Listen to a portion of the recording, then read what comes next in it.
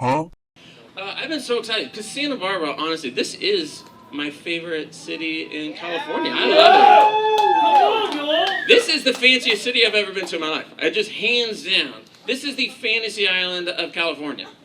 Honestly, like I just want to go. It's Santa Barbara, smiles, everybody smiles. It makes me want to get like a little person dressed exactly like me to stand like right here and then just point out the aviation. The plane, the plane.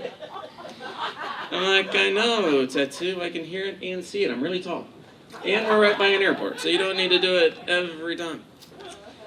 Oh my god. I think this is where they invented the game Clue.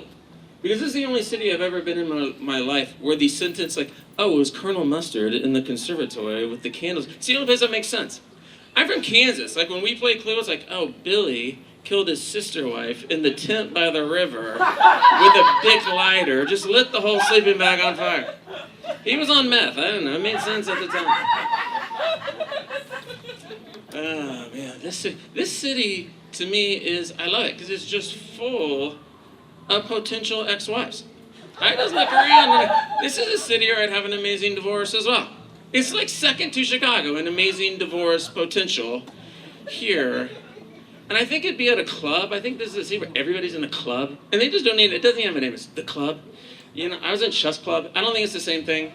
I think I have to fake play golf to be in your club. And she would just look at me one day and go, oh, I'm going to take everything you own. But this Sancerre is to die for. I'm like, yeah, that's a divorce in Santa Barbara. I think I love it.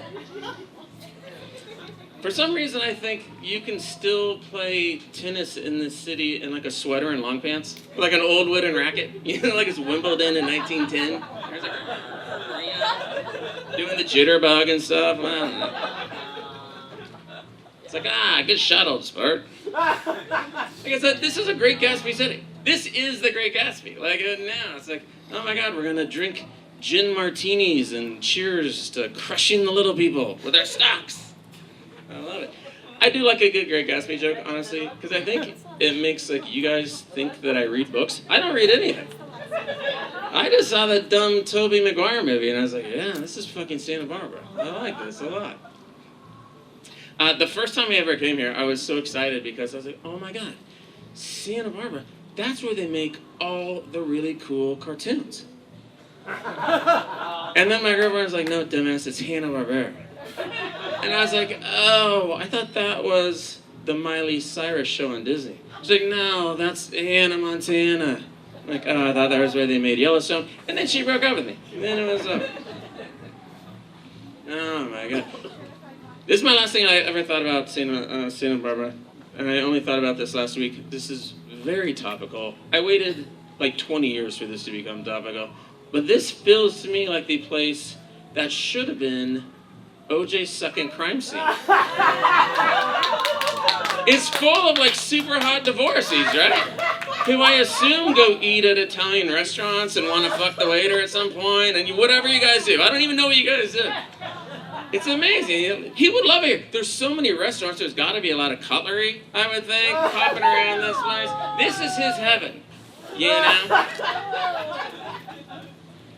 I wrote, like, my first set I ever wrote when I got to LA was all about OJ. They're like, oh, real topical. What's next, Michael Jackson and Nazis? Like, well, first off, I did have a shit ton of Nazi jokes I could bust out at any point. So, yeah, those are still topical. But fuck you guys, this is topical now. I'm doing this for another week, and then it's done.